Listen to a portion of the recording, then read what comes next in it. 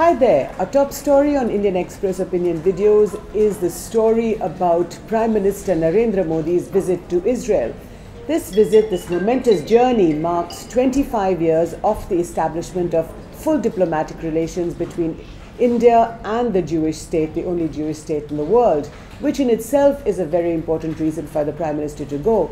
But it's also the first time that the Prime Minister is dehyphenating India's relationship between Israel and Palestine. And by that I mean is that the Prime Minister will not visit Palestine or any of the Palestinian territories on this visit to Israel.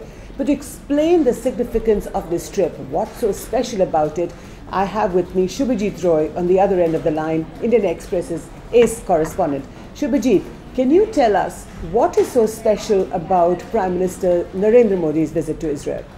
Prime Minister Narendra Modi is visiting Israel for the first time, and this is the first time an Indian Prime Minister is visiting this country.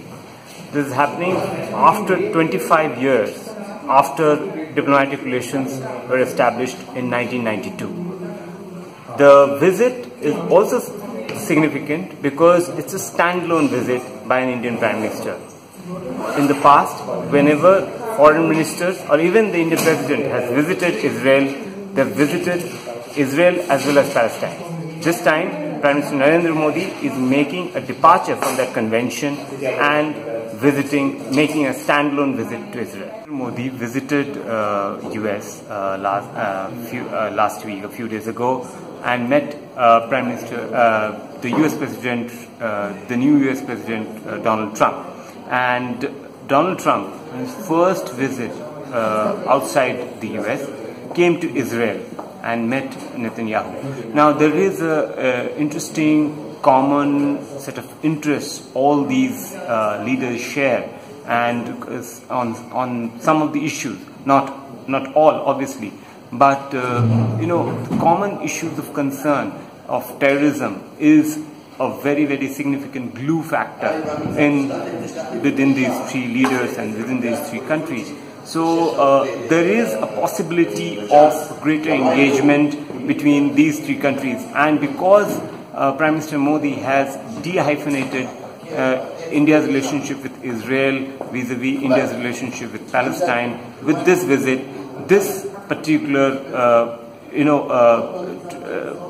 cooperation is expected to be strengthened in the coming years and months. Shubhajit, what is the significance of the visit in terms of defense cooperation, in terms of agriculture cooperation, water, sanitation? What are the issues that both sides are going to talk about? Is it just purely a defense relationship? Is it about terror? What is it that Israel and India have in common that makes this such an interesting visit? India and Israel have a very deep cooperation in defense sector and also in counterterrorism sector. Now, security cooperation, strategic cooperation being the heart of the relationship, but both Israel and India don't want this particular visit to be focused on strategic sectors. They want the visit to be all-encompassing and broader issues. So they are talking about agriculture, water management, space, innovation, R&D, science and technology, and education.